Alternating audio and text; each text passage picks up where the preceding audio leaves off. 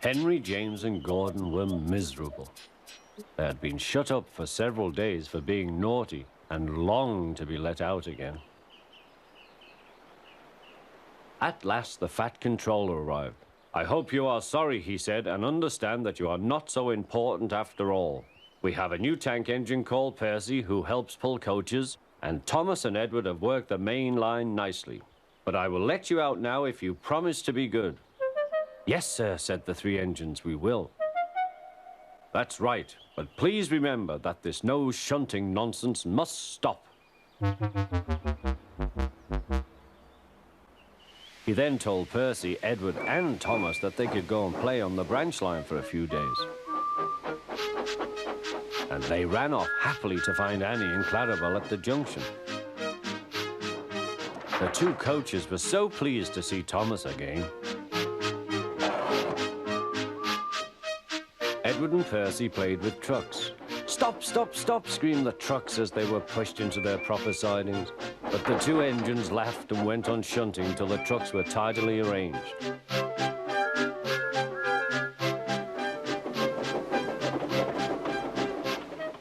Next, Edward took some empty trucks to the quarry.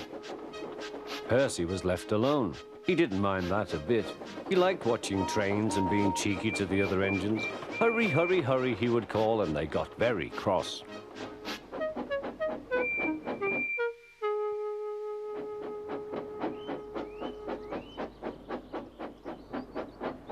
After a great deal of shunting, Percy was waiting for the signalman to set the point so that he could get back to the yard. He was eager to work, but was being rather careless and not paying attention. Edward had warned Percy, "Be careful on the main line. Whistle to the signalman you are there." But Percy didn't remember to whistle, so the busy signalman forgot him. Percy waited and waited. The points were still against him, so he couldn't move. Then he looked along the main line. Peep, peep! He whistled in horror, for rushing straight towards him was Gordon with the express. "Oh!" groaned Gordon. "Get out of my way!"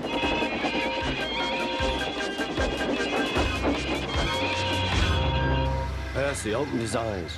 Gordon had stopped with Percy's buffers a few inches from his own. But Percy had begun to move. "I won't stay here. I'll run away," he puffed.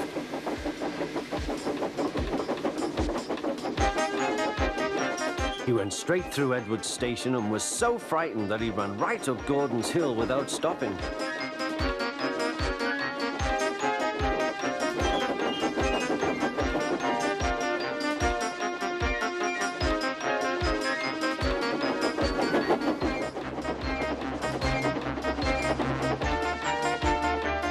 After that, he was tired, but he couldn't stop.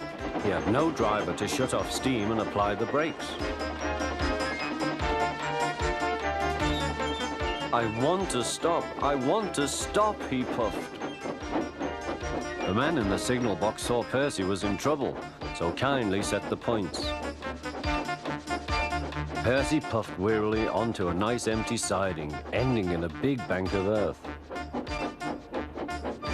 He was too tired now to care where he went. "I want to stop. I want to stop. I have stopped," he puffed thankfully. "Never mind, Percy," said the workman as they dug him out. "You shall have a drink and some coal, and then you'll feel better." Presently, Gordon arrived. "Well done, Percy. You started so quickly that you stopped a nasty accident." "I'm sorry I was cheeky," said Percy. "You were clever to stop."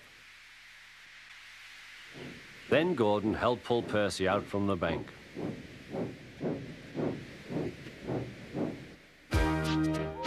Percy is still cheeky because he is that sort of engine, but he is always most careful when he goes on the main line.